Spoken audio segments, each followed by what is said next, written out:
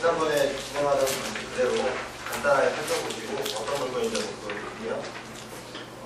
실제 입찰 들어가도 괜찮은 물건들이니까 보셔도 괜찮으시면 입찰 참여를 말씀하시면 저희가 도와드릴 수도 있고 본인들이 직접 하셔도 되고 그러니까 1, 2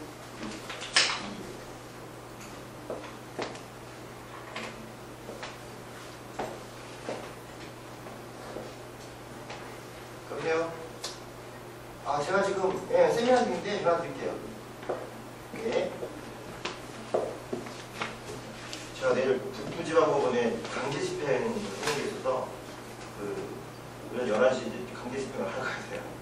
그래서 법원에다 전화기를 못 갔더니 법원에서 왜 전화를 안 하냐고 자꾸 뭐라고 하려고 전화기 전화해서 갔어요. 자, 김포시 감정동 물건인데요. 근린시설이고 물건을 이렇게 했어요. 밑에 상가가 있고 위에 영어거든요.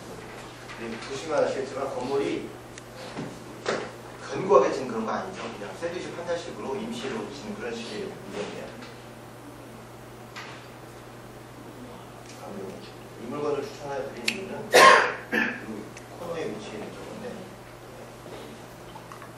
요것도 물건 같은 경우는 도로 지금 이게 계획도로 도로선이거든요. 도로선에 지금 아까 나와 있는 건데 이거 걸쳐있죠? 네. 자, 이거 어떻게 할까요? 이게 감정동 지역에 지금 도시계획이 예정이 돼서 곧 수용이 될 지역 중 하나예요. 이것도 물건이 수용이 되겠죠. 자, 이런 물건들이 있어요. 지역에 보면 도시계획선이 나와 있는데 선만 만들어 놓고 아직 아무런 움직임이 없는 것도 있습니다. 이런 것들을 한 번씩 임장을 가실 때 여기를 가시는 것보다 감정동 김포시 김포시청 이런 데 가셔가지고 지적과나 도시계획과나 이런 데 가셔서 도시계획이 언제 진행되는지 진행되면 어떤 식으로 하는지 이런 것들을 물어보시는 게 좋아요. 왜 그러냐면 이 물건 현재 감정가 2억 8천이잖아요. 그리고 1억 9천 떨어져 있는데 이거 보시면 토지 가격이 2억 4천 감정이 2억 4천 원이 됐어요. 건물은 거의 감정이 없다는 얘기잖아요. 얼마나 다 지금 이 토지 가격이 들는데 표준지 공시지가를 이만큼 잡고 표준지 공시지가 대비 제곱미터당 자기들 시세 감정을 보니 크게 차이 안 나요. 50만 원 정도 차이 나죠. 자, 이런 물건들은 이게 가치가 좀 있어진 거예요. 이거보다. 왜? 표준지 공시지가는 보상할 때 쓰는 기본적인 감정가거든요. 보상할 때는 표준지 공시지가로 보상을 해요. 그래서 재개발 같은 거 할 때 재개발 조합장이 감정평가사들한테 자기 집을 이걸로 제일 높이 평가를 해달라고 얘기를 해요. 조합장 집 있는 근처가 공시지가가 높아요. 그래야지 자기가 보상을 많이 받으니까. 근데 그럴 때 기준하는 게 바로 표준지 공시지가. 개별 공시지가는 우리가 세금 재산세 낼 때 기준인 거고 표준지 공시지가는 보상의 기준이에요. 그래서 요거와 요거 차이가 별로 안 난다라고 한다면 이게 가치가 그렇게 있다라는 거. 보통은 이거를 2배 이상 나와주거든요. 작지 않은 이유는 이 자체가 굉장히 높다는 얘기고요. 보상의 기준이 이 길이로 나가니까 이거 대비해서 여기 지금 땅값을 보시면 되죠. 요 면적 47평 156제곱미터를 한 금액을 보시고 토지 감정이 보상이 언제쯤 들어가는지 보상이 나오면 얼마쯤 나올 수 있는지를 그런 것들을 보시게 여쭤보면 물론 이제 대놓고 다 알려주진 않아요. 근데 주변 인근 부동산 돌다 보면 이 동네 평당 얼마 해? 해서 감정이 어느 정도 해? 이렇게 나오는데 지금 말씀하시고는 올 11월, 12월쯤부터 보상 공고가 나갈 거다라는 얘기들이 있는데요. 이런 물건들은 그래서 낙찰 시점을 잡는 거예요. 지금 제가 보기에는 이때 낙찰 되지 않을까 싶어요. 18일날. 만약에 이게 안 된다고 한다면 한번 적극적으로 보셔도 괜찮아요. 이런 물건들은 왜 좋으냐? 보상이라는 얘기는 수용해간다는 얘기잖아요. 그러면 팔아야 되는 출고 전략을 우리가 할 필요가 없어. 갖고 있으면 알아서 가져가니까. 출고 전략이 확실히 나오는 거는 단타 매매이기 때문에 사놓고 기다리면 알아서 가져가니까 돈만 받아오죠. 주로 보상 물건만 취급하시는 분들이 계세요. 기가 막히게 그거 아셔가지고 해당 지역의 보상 물건 경매로 나온 것들을 잡으셔서 너무 많이 가져가지 않고 한 2, 3천 정도 이익 보시고 일부러 높게 쓰셔서 온 다음에 들고있다가 보상 나오면 바로 던져서 바로 자금 회수하시고 2, 3천 갖고 세부 여행만 갔다 오시고 이런 분들이 있어요. 이런 거 좋잖아요. 한 번 하고 발리 갔다 오시고 또 한 번 하고 이태리 갔다 오시고 그런 얘기를 하는 거죠. 이 물건은 포인트 임대주택이나 뭐 다른 권리분석이나 뭐 이런 것들 크게 문제될 거 없거든요. 안에 지금 월세도 이렇게 들어가 있으니까 이 배당금 안 나와요. 이거 낙찰 받으면 내보내게 해야 되는데 지금 보증금 1,000에 월 60이고 보증금 3,000에 월 120인데 1층하고 2층 나눠져 있잖아요. 이 아울렛 매장 같은 게 김포나 이런 데 가다 보면 2천이나 이런 데 한다고 아울렛 매장들이 있어요. 건물비는 그냥 창고 형태로 짓고 안에 세만 다 나오는데 오히려 창고용 매장들이 장사가 잘 된다. 그럴 때는 이 보증금 신경 쓰지 마시고 나중에 낙찰받은 보증금 못 받으면 뭐 장사 못하는 게 아니라 보증금 하지 마시고 깔세를 좀 주세요. 깔세로 1년치 깔세 받고 그냥 주시면 돼요. 어차피 보상 나가는 거니라 오래 있으면 부셔야 되니까 건물 치지 않고 나는 그럼 보증금 안 받을 테니까 어차피 날려서 못 받는 건데 나는 재임대 놓을 때 보증금 안 받을 테니까 그냥 쓰시고 월세만 이거 조금 더 높여서 월 150불 깔세로 주세요라고 얘기해서 재계약하시면 돼요. 그럼 갖고 있으면서 돈도 나오고 충분히 좋죠. 이런 것들은 잘 모르시면 재밌어요. 운전하고 문제도 별로 안 되고 여기 뭐 여기 보면 뭐 배당료고 시작자 기초에다 돼 있고 임금채권자들이 있다고 해요. 임금채권자들 같은 경우는 제일 먼저 가져가요. 돈을 다른 데보다 임금채권자. 이런 거 할 때 임금이 얼마인지가 중요한데 보통은 임금채권자에서 배당이 먼저 나가니까 돈을 뭐 이렇게 임차인들 돈이 나갈 수 없어 임차인 내보내기 좀 어렵다 얘기하는데 임금채권자 같은 경우는 두 가지가 있습니다. 하나는 돈을 받으려고 얘들 법원에 신고를 하잖아요. 그럼 얘 법원 말고 또 하나의 신고하는 데가 있어요. 그게 노동청이에요. 노동청에 그 임금채권자가 노동청에 신고를 하면 그 노무사를 통해서 신고를 하면 근로감독관이 보신 다음에 얘네들 좀 사정이 급하면 뭘 주냐면 차단금이라는 거죠. 차단금을 얘들한테 먼저 주고 먼저 줬으니까 이 사람이 돌리는 근로복지공단이 갖고 있죠. 그 근로복지공단이 여기에 참여해서 돈을 가져가요. 참여해서. 그런데 이거 같은 경우는 지금 참여가 안 나와 있잖아요. 지금 등기부 다시 떼어가야 되는데 일단 서류 같은 데 접수도 잘 안 나와 있는 것 같아요. 보시면 제일 잘 보셔야 되는 게 문건 송달 내역서를 잘 보셔야 돼요. 여기에 나와 있는 이 내용이 법원에 이해관계인들이 서류를 제출했을 때 나오는 내용이에요. 그러니까 이걸 보시면 누가 법원에 뭘 냈다. 법원에서 뭘 했다. 이거는 사람들이 법원에 낸 기록이고 밑에 있는 송달은 법원이 상대방한테 보낸 내용이에요. 가끔 보다 보면 여기 뭐 수취불명 이런 게 있고 나머지는 없잖아요. 폐문부제 이렇게 임차인 있고 이런 거 말고 나머지가 도달이 다 된다 그러면 이거는 정상적으로 송달을 잘 받는 물건이라 금방금방 진행된다는 거죠. 그런 걸로 파악할 수 있는 겁니다. 문건 내용 보시면 등기부좀 압류됐고 그다음에 감정사 나갔고 특별한 거 없죠. 임금채권자 배당료고 했고 여기도 했고 그리고 없죠. 근로복지공단이 그런 게 없죠. 이거는 최단금 지정은 안 들어가고 바로 여기다가 지출한 거예요. 이게 지금 물건 자체가 소유자가 2일 주고 채무자가 2일 주고 2일 주고 그러니까 아마 여기에 고용되어 있는 사람들 이게 저기 창고 안에 고용되어 있는 사람들이거나 그런 사람들이 있으니까 현장 가실 때 임금채권자들 되는 것들은 임금채권자 만나보면 돼요. 그럼 얼마 사람 밀렸냐 나와요. 1년치 밀렸다, 2년치 밀렸다, 몇 개월치 밀렸다 이런 게 있거든요.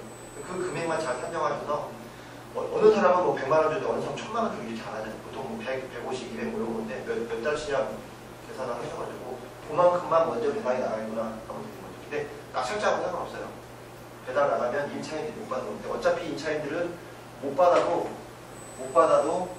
명도 확인서 배당 인도명령 다 내보낼 수 있는 거기 때문에 그냥 큰 문제는 안 돼요. 이게 임금채권자가 문제되는 건 뭐냐면 너무 많아서 임금채권자가 받아나갈 돈이 너무 많은 거야. 그래서 근저당권자가 받아나갈 돈이 없어질 때 경매가 무효로 취하되는 경우가 있어서 그거 말고는 없어요. 그러니까 이 정도 금액이면 그렇게 많지 않은 거라 임금채권자 크게 문제 안 되는 거예요. 보상적으로 접근해서 본인 방법을 보시라고 그거를 보여드린 거고요. 두 번째 물건이 3113.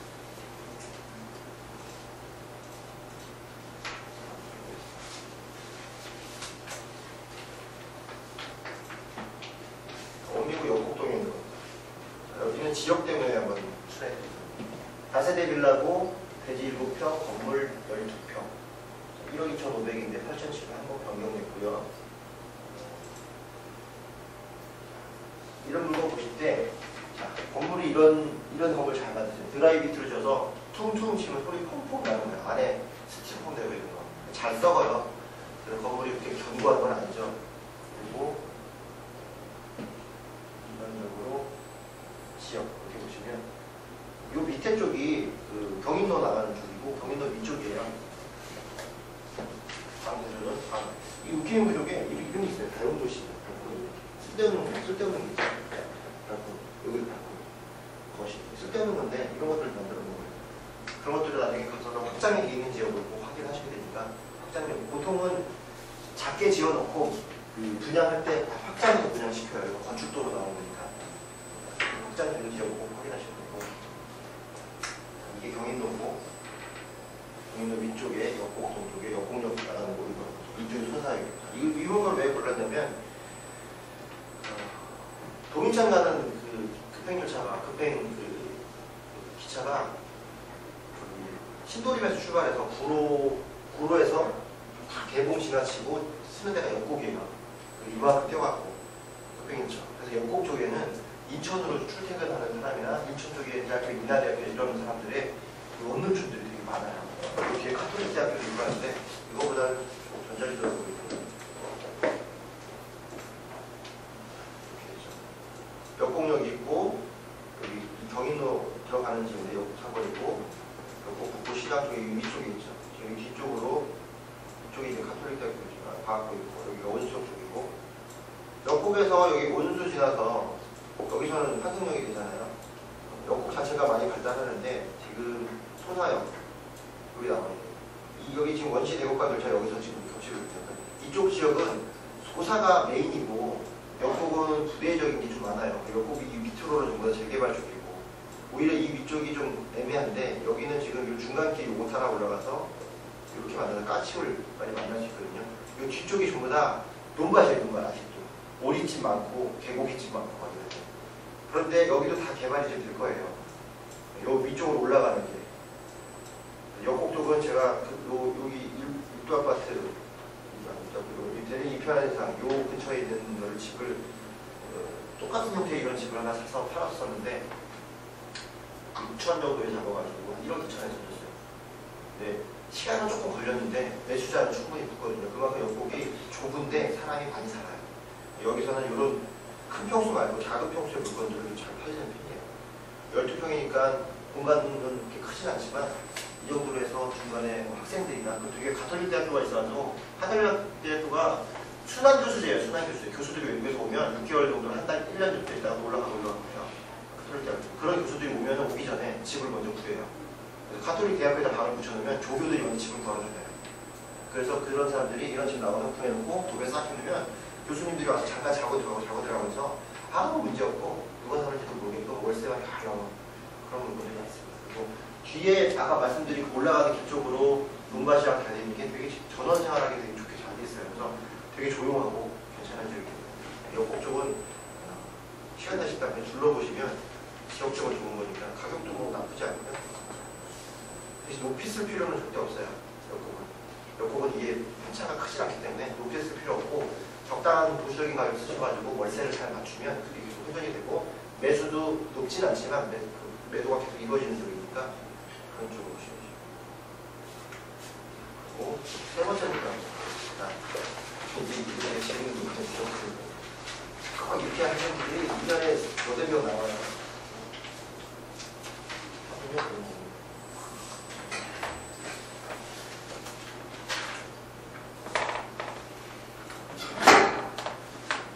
도로가 났어요. 2억 9천에 쭉 떨어져서 2억 3천에 좀 커지다 여기서 들어갔는데 얼마를 썼냐면 전고가를 넘기겠다고 쓴 거죠. 근데 18억 7,600원을 썼어요. 그래서 왜 이게 썼겠어요? 공원 하나 더 붙인 거. 이런 게 나오니까 예전에 울산에서는 180억 쓴 사람도 있었어요. 그래서 근데 이렇게 되면 불허가를 해주긴 해요. 법원이. 왜냐하면 이건 터무니없으니까. 근데 가끔 어떤 법원은 안 해주기도 해요. 이거 재량상이에요. 무조건 불허가 안 나오고요. 어떤 사람에서는 이렇게 약오른 거야, 법원이. 이렇게 떨어졌는데 이렇게 갖고 다시 진행해야 되잖아. 법원이 약오르니까 몰수. 보증금 몰수예요. 1,400. 자, 이럴 때 누가 들어가냐? 이럴 때 선생님이 들어가요. 보증금 깨질 테니까 반반하자, 반반. 그럼 1,400 받아서 500이라도 챙기는 게 낫잖아요. 600이라도. 그러면은 달려들어요. 그럼 그렇게 해서 서류를 잘 써서 내면 불허가 받을 수 있어요. 그럼 돈을 찾을 수 있죠. 돈을 찾으면 반을 줘요? 아니죠. 너무 많다고 한 1, 200 주고 이걸로 하고 정보 사드리면 안 될까 이래요. 이런 거 보면 불허가 시킬 수 있는 방법이 다 있는데 모르고 넘어가. 만약에 진짜 이랬다. 절대 긴장하시면 안 돼요. 긴장하지 말고 용이 똑바로 찾으시고 불허가 할 방법을 찾으면 돼요. 다 불허가 해줍니다. 법원은 직접 구하는 사람한테만 응답을 하지 구하지 않으면 가만히 들고 공무원들 다 그렇잖아요. 법원은 특히나 신청하는 사람이 신청만 들어주지 신청 안 하면 아무것도 안 들어주는 거예요. 무조건 불허할 수 있게끔 서류 써서 내고 증거 붙이고 울고 엎드려서 막 진상 들고 이러는 거예요.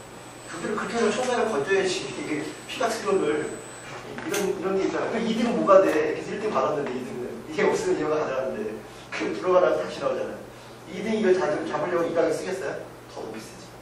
이거 더 높이 돼서 그래서 원래는 여기서 냈어야 되는데 떨어진 거죠. 자, 개봉동 지역은 개봉동 성산단 지역을 한번 볼까요? 개봉동 지역도 위치가 나쁘지 않습니다. 개봉동 지역의 장단점을 잘 보셔야 돼요. 이거는 지금 오류IC 위쪽에 있는 개봉동은 보통 개봉 3동 쪽, 요 밑에 쪽이 제일 잘 지역이 되고 요 위쪽은 좀 약해요. 남부 사람들 그러니까. 지금 여기 이제 프로지오가 다 올라와 있어서 공사 다 끝나고 있거든요. 지금 마감이라고 있는데 자, 이쪽은 이 오류역 요 밑 여기가 오류 재개발 지역이에요. 거기가 요 위쪽까지 이렇게 올려 있는데 걸쳐 있는지는 모르겠어요. 근데 교통이 그렇게 좋지 않아요. 남부순환도로 가기 때문에 거기서 버스가 쓰긴 하지만 교통이 별로 좋지 않고 그리고 외져 있어요. 굉장히. 위쪽은 오히려 이 뒤쪽에 있는 이 아파트들이 오류로 나가기 있는 이런 아파트들이나 거성 푸르메나 이런 데는 거래가 되는데 빌라들의 거래가 그렇게 잘 되는 편은 아니에요. 그래서 이것도 가격을 있을 필요는 없는 거죠. 하지만 수요는 충분히 있는 게 공급이 좀 딸린 지역이에요. 개발을 해서 좀 올려야 되는데 공급이 좀 딸린 지역이고 그래서 어쨌든 임대차는 좀 잘 맞춰지는 지역이니까 보시면 되고 이 남부순환도로가 어떤 식으로 바뀌느냐에 따라 물건이 뒤집어지는 물건이에요. 남부순환도로를 지금 오류IC에서 개봉건동에서 이렇게 들어오지 않습니까? 이 부분이 개봉로 들어오는 지하차도가 이렇게 올라가는데 이 남부순환도 여기가 다 지금 지하화로 다 꾸며졌어요. 앞에 고가도로 없어지고 밑에 지하 터널 뚫렸는데 그 끝이 두산 아파트 올라오는 여기서 오르막길에서 열려 있어요. 그리고 그게 이거 넘어와서 이 넘어가는데 여기를 지금 여기도 지금 신정현대 앞에 있는 트럭터미널 여기도 지하로 지금 이렇게 해놨거든요. 그러니까 계속 나가는 게 아니라 지하로 왔다 올라갔다가 지하로 왔다 올라갔다 이런 식으로 있어요. 경전철 이쪽에서 지나가는 거고 그렇기 때문에 보시면 지역적으로 나중에는 조금 좋아질 수 있는데 시간은 조금 더 걸릴 것 같고 이거는 재밌는 사례라서 보여드리고 입찰은 아무래도 하게 되면 제가 보기에는 넘어갈 것 같은데 굳이 넘기지 않고 그냥 붙였어도 되지 않을까 싶어요. 이건 너무 많이 쓰는 거고요. 일부러 좀 그런 거. 거래는 뭐 이 정도 되는데 2억 한 6천인가 5천 정도의 거래는 된다고 얘기를 해요. 이런 것들은 한번 봐주시면 좋고 절대 이렇게 가격 쓰시지 마라. 18억이면 연체를 하게 됩니다. 그 다음 물건이 19400. 이거는 성수도 이번에 방송 나가는 거거든요.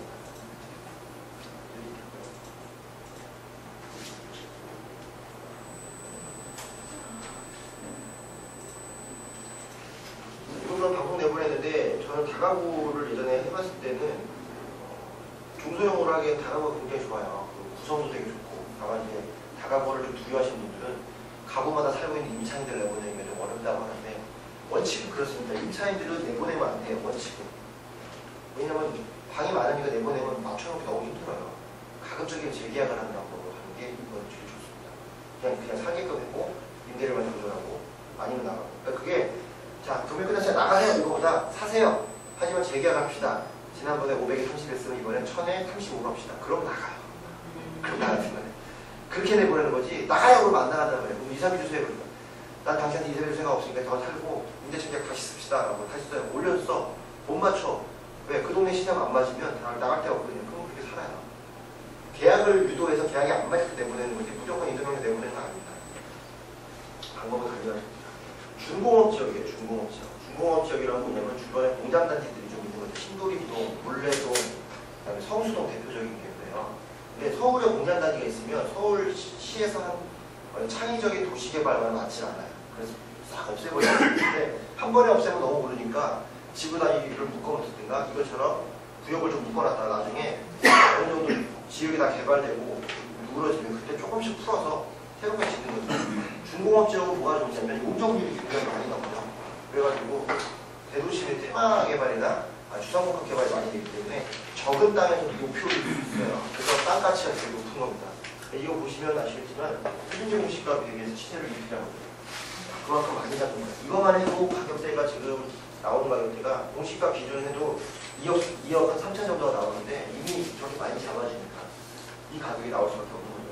근데 그렇다고 보면 우리가 볼 때 이 기준으로 보는 게 가장 보수적이고 이게 뭐 기준적인 건데 이 차이가 이제 2배씩이 난다는 얘기, 지역이 좀 높다는 얘기잖아요. 근데 이런 게 다가보면은 조금 괜찮아요. 아파트면 너무 높은 거고 다가보면은 밀고 지었을 때 그 땅 가치를 충분히 받기 때문에 높이 잡아줘도 괜찮다고 해요. 대신 그렇다고 거래가 이렇게 되는 거래는 4억 5천 원에 거래는 된다고 해요. 던지면. 근데 다가구를 사서 리모델링하고 뭐 하고 하면 돈이 좀 많이 들어가니까 거래가 돼도 그 가격에 못 사는 거죠. 이런 물건들은 이쁘게 화장시켜야 되는 거예요. 보시면 아시겠지만 이 담 밑에 있는 거 다 없애버리고 담 터갖고 앞에다가 조그맣게 화단 같은 거 만들어 놓은 거 보시면 되죠. 올라가는 이 벽돌 이거 다 페인트칠 다 들어가야 됩니다. 그리고 이런 벽돌 그냥 적벽돌이 아니라 약간 무늬 벽돌이 있어요. 이런 거 진짜 잘 지어놓은 거예요. 오래 갑니다. 이 구이동 쪽이나 이런 데가 많아요. 성수동, 구이동, 그다음에 자양동 쪽에 빌라들이 이런 게 좀 많아요. 완전히 적벽돌하고 조금 틀려요. 그리고 평수가 작지만 위에 옥탑이 있어가지고 옥탑 활용도 있고 그러면 구조가 좀 나오는 거예요. 방 몇 개 넣을지 500에 얼마씩 넣을지 그런 부분이고 옥탑이 있죠. 옥탑도 있고 옥상도 있고 이런 데 올라갔을 때는 꼭 바닥을 잘 보셔야 되죠. 시멘트 바닥이잖아. 밑에 층에 방수 문제가 있기 때문에 낙찰을 받으시면 오래탄으로 전부 다 방수 다 바르셔야 되고 그런 것들이 돈이 좀 들어가는 거니까 그래서 그 가격 대비해서 낮게 받는 겁니다. 그러니까 다가구를 무턱대고 비싸게 받으면 안 되는 게 있어요. 이거 한번 보시면 이쪽이 성수사거리 쪽이고요. 내려와서 여기 코로 들어가고 이렇게 나가는 게 3번지예요. 이게 이렇게만 있어도 문제가 생기는데 이렇게 해서 더 좋은 거예요. 초입 개발하기 이게 편하니까. 그래서 이런 거 볼 때는 평수가 86제곱미터나 26평이다. 하나를 올리기 되게 작아요. 그러니까 도시락 생활 때 같은 거 올릴 때도 되게 작은 거죠. 근데 이렇게 둘이 합치면 50평이 나와요. 그러면 여기다 빌라 하나 올릴 수 있죠. 그리고 왜 올릴 수 있냐? 뒤에 은행이나 이런 코너 단지에서는 뒤쪽에 개발이 조금 더 쉬워요. 그거 대비해서. 그리고 아니면 이쪽을 주차장식으로 써도 되기 때문에 할 수 있는 여지는 충분히 있거든요. 그런 것들을 보고 약간 미래 가치를 보고 들어가시는 거예요. 땅 모양이 이쁘잖아요. 땅 모양도 꼭 보셔야 되고, 또 하나는 지금 뭐 입차인들 이렇게 있는데 띄엄띄엄 있잖아요. 어떻게 보면 돼요? 1층인데 여기도 1층인데 좌측 방 1칸, 우측 방 2칸. 이게 입장하실 때 주의하셔서 보셔야 돼요. 문이 딱 있어서 열어왔더니 방 1칸, 열었더니 방 2칸 이렇게 있으면 괜찮은데 문이 하나인데 열었더니 들어가서 이쪽에 방 1칸 있고 이쪽에 방 2칸 있어요. 이게 따로 나. 이게 과거에 나온 협동주택 같은 그런 식으로 지어놓은 거예요. 입출입구는 하나인데 방을 문을 갈라서 쓰는 경우 아니면 아예 그렇게 나온 방인데 따로 이렇게 임차를 주는 경우도 있어요. 방 하나짜리 임차 주고 방 2개짜리 임차 주고 다가구로 활용은 그렇게 하는 방법인데 그런 건지 아닌지 그게 판단이 돼야 돼요. 만약에 그렇다면 2칸에 7천을 줬는데 한 칸에 3천을 주면 대충 비슷하죠.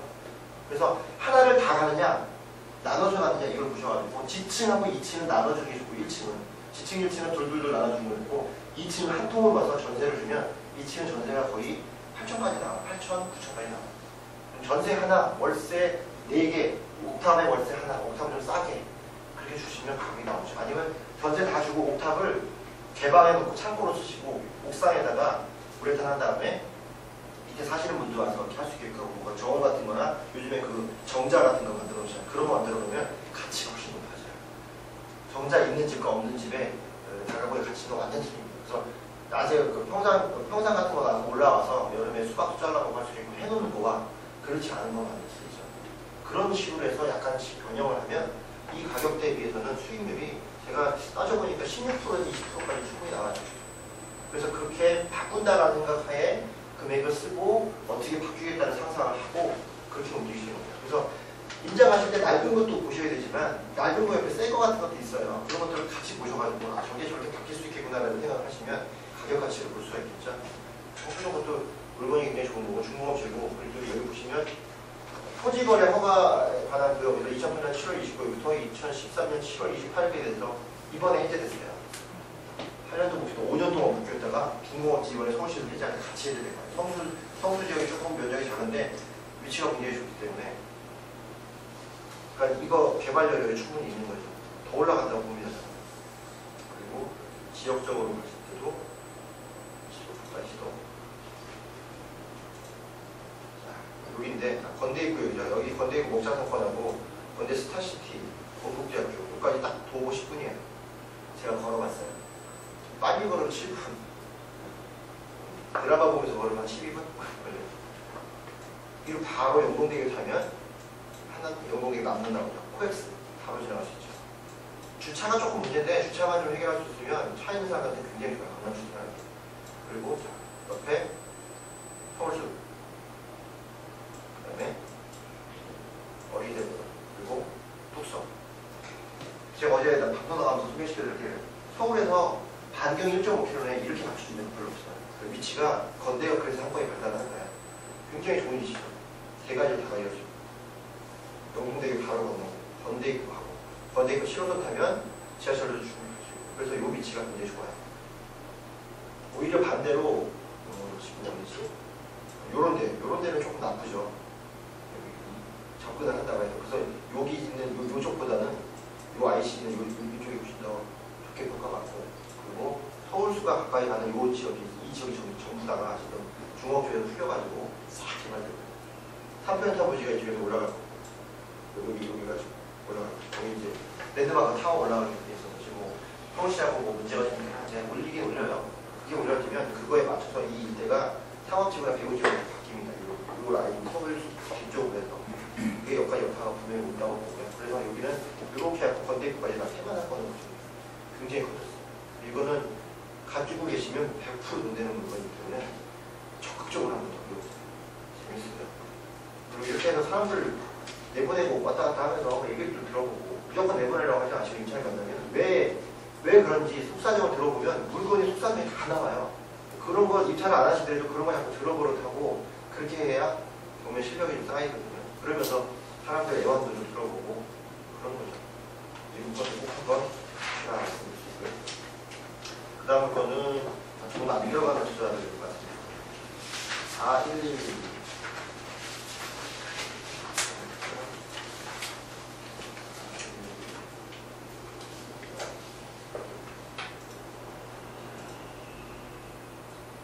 이 계산동에 있는 대우마이비 아까도 말했던 계산동 지역도 굉장히 좋은 지역 중에 하나야. 지역 보시면 이게 계산동 지역인데 계양구청 앞에 있는 여기가 다 목자상권이고요. 여기가 다 오피스텔 초입으로 있어요. 그리고 아시안게임 열린데 여기서 걸어서 얼마 안 돼요. 여기도 새로 지어요. 그리고 이 뒤로 올라가면은 이제 계산역 나오고 여기서 계산역 앞에서 대부분 다 서울로 가는 그 상황으로 버스가 출발을 해요. 타고 바로 계양같이 타고 쭉 김포로 빠져버리거든요. 그리고 요거 계산역이나 이런 데서 타고 가시면 거망까지 가서 도시축도 연결돼 계양역 넘어가서 도시축도 연결되고 밑으로 부평항시나 이거 나갈 수 있기 때문에 교통요건이 굉장히 지역적으로는 계산동이 굉장히 좋아서 계산동은 인천에서도 별개로 취급해요. 인천 이 도로 밑에 인천과 이 도로 위 인천은 다른 인천이에요. 같은 인천을 보시면 안 돼요. 여기는 잘 사는 인천, 여기는 좀 안 잘 사는 인천 이렇게 보시면 되고 한도 쪽 기준으로 더 잘 사는 인천, 덜 잘 사는 인천 이렇게 나눠집니다. 인천을 나눠보시는 게 좀 인천 투자들이 위험하니까 그렇게 나눠보시는 게 제일 좋고요. 이 물건의 대우마이빌은 주변에 다 이게 다 이런 식이에요. 대우마이빌 있고 다 상가도 있어요. 큰 거에 다 나갔어요. 네, 다 상가예요. 그러니까 밤에 가면 기가 막혀요. 두 블록을 못 지나가요. 먹고 싶어가지고 그런 게 되게 많기 때문에 그리고 그만큼 여기 인구는 그럼 누가 사느냐? 이 근처에 보면 경복궁이라고 큰 그 한정식 같은 음식집이 있어요. 거기에서 상경하는 인구도 대우마을비나 이런 데서 집을 잡아줘요. 매니저 거기 음식 해고 해야 되니까. 저는 여기 말고 이 안쪽에 대학 나이스비를 갖고 있었는데 거기도 4천 초반 4,200에 잡아서 5,800에 팔았는데 한 2년 동안 월세 다 받고 전세로 좀 놀다가 시가 오르는 거 보고 바로 팔고 나왔거든요. 지금도 거의 6,200 정도에 올라가지고 근데 거기도 이 경복궁에서 사람이 와갖고 임차하겠다 해서 월 1,000에 30으로 해서 났었는데 30을 꼬박꼬박 경복궁에서 보내줘요. 그 매니저 쪽에서. 그래서 여기는 그런 데가 많아요. 음식점에 직접 기거하면서 하시고 조선족도도 좀 있으시고 이래서 식당에 계시는 분들이 많이 살아요. 복층 구조도 있고 아니면 이건 복층은 아닌 것 같고요. 풀옵션이 빌트인으로 되어 있는 게 있고 그렇지 않은 게 있기 때문에 그 차이가 좀 커요. 빌트인으로 되어 있으면 1030에 받을 수 있고 빌트인이 아니고 그냥 났을 경우에 옵션이 들어있을 경우에 500에 30 아니면 500에 25 그리고 완전 빌트인 아무것도 없이 그냥 막 냉장고, 세탁기 이거만 있는 집 그런 데는 300에 30 이렇게 나가요. 거기에 다 인류 쪽으로 병행되어 있어서 중개사들이 손 하나도 내게 다 하는 거예요. 이걸 하는 이유는 뭐야? 낙찰가 6천이잖아요. 감정가 6천인데 4,200이 떨어지고 이걸 얼마에 잡아야 돼요? 여기를 잡아도 돈이 되고 요 밑에를 잡아도 돈이 되고 다 돈이 돼요. 왜? 자, 6천을 잡는다고 생각하세요. 6천을 잡으면 80%가 나와요. 오피스텔 80%. 68에 48. 4,800만 원이 대출 나오는데 이자는 한 달에 11만 원 정도 나와요. 그럼 놓고 1,000에 30을 놓는데 1,000에 30 넣으면 5천, 한 200 정도 나가는 거예요. 취득세는 한 500 정도 들어간다고 치고 그 앞에 도배장도 하고 그 평수 보시면 9평인데 거기서는 평형으로 16평형 이렇게 해서 나가요. 근데 이거 장판 안 해도 되고 바닥에 다 돼 있으니까 도배만 하는데 한 30에서 28만 원 정도 하는데 그거 붙여놓고 하시면은 한 500 정도 드리고 월 30 이상 가는데 이자 11만 원 내고 한 20만 원 남잖아요. 500 되고 20만 원 남고 그래서 자기가 5천만 원이 딱 있어. 그러면 제일 빠르고 효과적으로 접근하시는 분들이 이런 계산동 지역이나 부천의 상동 지역 부천 세이브존 있고 뒤에 홈플러스 있고 상동 지역 그리고 그런 좀 오피스텔 밀집 지역에 가서 이런 오피스텔을 5개를 5천 갖고 순차적으로 사거나 하나 잡고 해드리고 하나 잡고 해드리고 5개를 딱 세팅해 놓을 때 그렇다고 다 월세만 넣으면 돈이 다 묶이니까 하나는 전세 5개 있을 때 2개 전세 3개 월세 3개 잡을 때는 하나 전세 2개 월세 이렇게 놓으시면 투자금이 다 뽑혀요. 전세도 일단 그리고 나머지 월세가 꽂히고 월세 빼고도 한 달에 50에서 80만 원 남으니까 그거 갖고 일단 해보는 거죠. 그래서 그렇다고 임대사업자를 내냐? 뭐 내도 상관없어요. 저는 안 내요. 언제 팔지 알고 그걸 임대사업자를 내. 그냥 있어도 특별히 좀 없어요. 왜냐면 임차인들이 월세 공제하겠다고 신고한다고 그러면 나가라고 그러잖아요. 모든 임차인들이 다 신고하러 들어오지 않거든. 그러니까 조건을 걸어요. 전입신고하지 말 것. 이거 하지 말. 이러면서 5만 원만 내리면 돼요. 500에 30한데 500에 25하고 전입신고 안 하고 월세 공제 안 하면 그게 훨씬 나아요. 근데 나는 전입신고해도 내 주택만 많으면 난 다주택이 좋아. 그럼 전입신고해. 그럼 35만 원 받아요. 모든 그 월세에는 집주인이 의도가 다 담겨있는 거예요. 분양까지 다 포함시키는 건 똑같습니다. 그러니까 이제 집을 사고 있는 집주인을 욕할 수가 없죠. 나도 그렇게 하고 있으니까. 그래서 이런 부분들이 6천에 잡아도 수익이 나기 때문에 수익률이 1%, 2%, 3% 이런 차이기 때문에 크게 적이 없어요. 근데 그런 부분들을 따져야 되기 때문에 얘를 낮게 잡아야 되겠다 이런 생각을 하시면 안 되고 적당히 이런 물건이 나오면 바로 잡아야 되겠다 생각하시다면 수익 구조를 어떻게 하지 않으면 이걸 보시는 거죠. 거의 돈 안 들어가는 투자예요. 이거를 기준으로 볼 때 5천 잡고 5천에서 5천 사이 그 정도에서만 잡을 수 있으시면 매도도 나오고 매도를 볼 때 뭐 오피스 받는다 그냥 하나다 250 개인 공제 받는 금액만 매도 받는 거예요.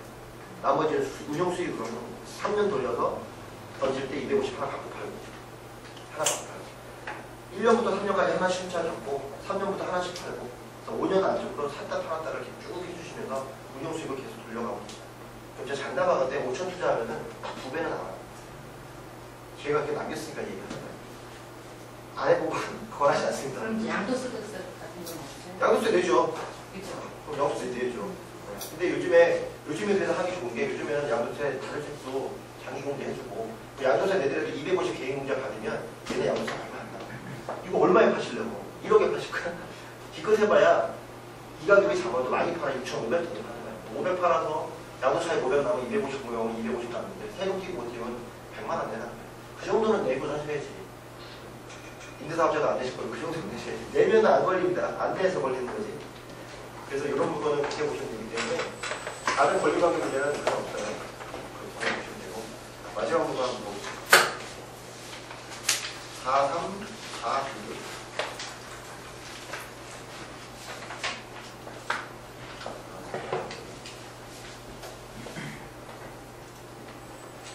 이것도 이번에 방송에 내보낸 건데 청학동에 나타납니다. 제가 인천에서 좋아하는 지역 중에 몇 군데 중에 하나가 바로 이제 청학동하고 옥년동 지역이에요. 청학동, 옥년동 지역은 어느 정도가 좋냐면 저도 뭐 어설프게 풍수를 배웠지만 정말 풍수성으로 좋은 지역이에요. 여기가 아파트인데 이 뒤가 군악산이에요. 그리고 맞은편이 바로 청량산이죠.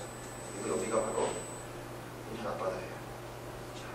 바다를 앞에 끼고 있어서 집이 있는 그 지역이 양쪽에 산을 두고 있으면 산이 높으면 이 높은 물바람 때문에 바닷바람이 굉장히 세요. 그래서 기가 다 빠져나가는 점이 안 좋아요. 근데 산이 얕으면 가면 바람이 위로 지나가고 이 안쪽은 바람에 습도 차이가 생겨요. 우리가 불상 같은 거 지을 때 코너를 치는 이유는 바람을 막아서 아래 위로 온도 차이를 내기 때문에 부식이 없다고 하거든요. 집 자체가 그래서 오래 가요. 바닷바람을 맞는데도 아파트 자체가 오래 가요. 부식이 별로 없어요. 그래서 오래가도 가치가 있는. 이런 것들이 위치적으로 굉장히 좋은 거예요. 풍수적으로도 굉장히 좋은 지역이고, 그래서 이 사이로 나올 수 있는 이 도로하고 지금 송도역이 얼마 전에 이제 생겼잖아요. 송도역을 타고 가면 원인제역하고 만나요. 저기서 나와서 원인제역하고 만나죠. 이 원인제역은 인천지하철 1호선이 환승역이잖아요. 송도까지 나가는 죠. 이 원인제역 뒤쪽이 남동 인더스트리 공단이에요. 그래서 여기가 이 앞쪽이 월세가 세요. 월세가 세고 거래가 돼요. 대형인데도. 아마 거래차를 차려보시면 대형인데도 1년째 서너 개씩 계속 이런 차로 거래가 막 됐어요. 그래서 위치가 되게 좋은 지역이다라고 말씀드릴 수 있고, 다만 생긴 지가 얼마 안 돼가지고 교통 여건은 일단 자가나 이런 거 해냈고 그 지선 나오는 버스들이 그렇게 많지는 않습니다. 그런 부분들만 좀 체크하시면 되고, 이 아파트는 가격적으로 봤을 때 지금 3억에서 2억 천 한번 떨어지는데 평수가 어마어마합니다.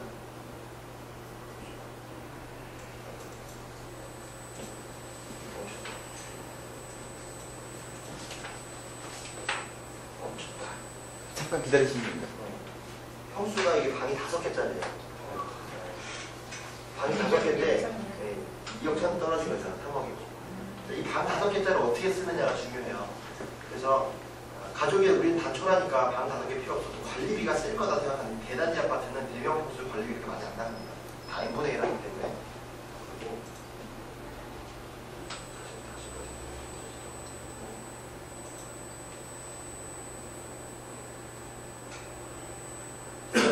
국민은행 거기에서 보시면 이 평이 나오는데 5개짜리 방 보시면 이렇게 돼 있고 중간에 방이 하나 더 있어요. 그리고 큰 방 들어가서 드레스룸 할 수 있게끔 방이 되어 있어서 그렇게 되어 있으니까 서재 하나 쓰셔도 되고 옷방 하나 쓰셔도 되고 하기 때문에 만약에 3인 가족, 4인 가족 한다 그러면 아이들 방 하나씩 주고 남자분들 서재 같은 거 그렇게 꾸며놓으면 좋거든요. 그래서 그 큰 평수지만 거래가 된다는 것 때문에 소개를 해드린 거고, 거래가 되는 만큼 물건이 커도 소화가 될 수 있으니까 좋은 건데, 문제는 올라가야지 문제죠, 시세가. 이거는 옥년동 지역은 청학동 지역은, 청학동 지역은 이제 좀 가시면 아시겠지만 이 뒤쪽은 다 빌라들인데 약간 언덕형으로 돼 있어서 빌라들이 다 있어요. 다 개발을 해야 되는 지역이고, 근데 면적이 안 나와. 센터가 안 나와 개발이 안 돼 있고, 그래서 옥년동 쪽은 청학동 쪽은 빌라를 공략하시면 실패해봐요. 아파트를 공략하시면 좋고 살기는 좋으니까. 그리고 아예 반대로 전자지도 보시면 여기서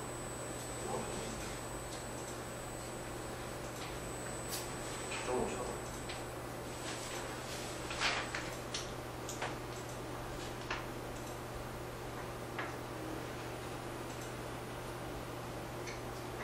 인터넷이 왔던 거.